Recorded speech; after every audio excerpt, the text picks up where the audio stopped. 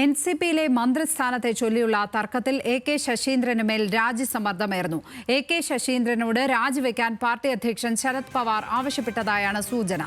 ശശീന്ദ്രനെ മാറ്റി Thomas K തോമസിനെ മന്ത്രിയാക്കണം എന്ന് ശരത് പവാർ പ്രകാശ് കാരാട്ടിനോട് ആവശ്യപ്പെട്ടു എന്നാണ് വിവരം. എന്നാൽ വാർത്തയോട് പ്രതികരിക്കാൻ നേതാക്കന്മാർ തയ്യാറായിട്ടില്ല. വിവരങ്ങളുമായി സഹിൻ ആന്റണി ചേരുന്നു. സഹിൻ, ശരത് പവാർ നേരിട്ട് ഇടപെട്ടിരിക്കുന്നു ഈ വിഷയത്തിൽ എന്നുള്ളതാണ് ഇപ്പോൾ ലഭിക്കുന്ന വിവരം. ഏതായാലും രാജിയിലേക്ക് നീങ്ങുകയാണോ എ.കെ. ശശീന്ദ്രൻ?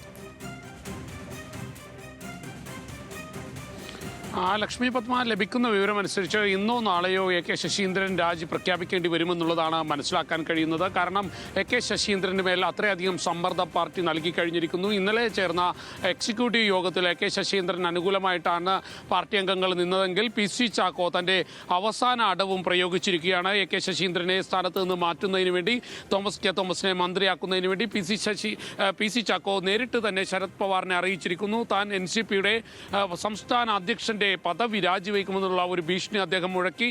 ഇതോടുകൂടിയാണ് ദേശീയ പ്രസിഡന്റ്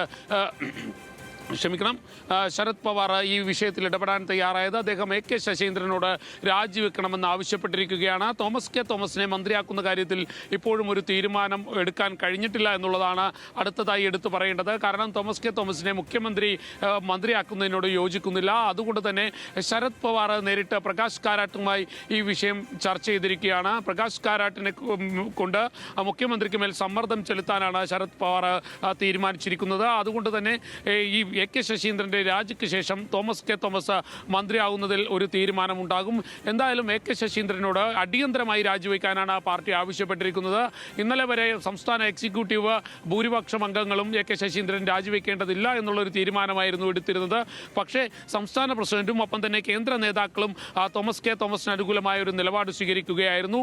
അതുകൊണ്ട് തന്നെ എ.കെ. ശശീന്ദ്രൻ തൻ്റെ സ്ഥാനം രാജിവെക്കേണ്ട ഒരു നിലയിലേക്ക് കാര്യങ്ങൾ പോയി എന്നുള്ളതാണ് മനസ്സിലാക്കാൻ കഴിയുന്നത്. ഏതായാലും ഇന്നോ നാളെയോ ആയിട്ട് അദ്ദേഹത്തിന് രാജി പ്രഖ്യാപിക്കേണ്ടതായി വരും എന്നുള്ളതാണ് ഈ ഘട്ടത്തിൽ മനസ്സിലാക്കാൻ കഴിയുന്നത്.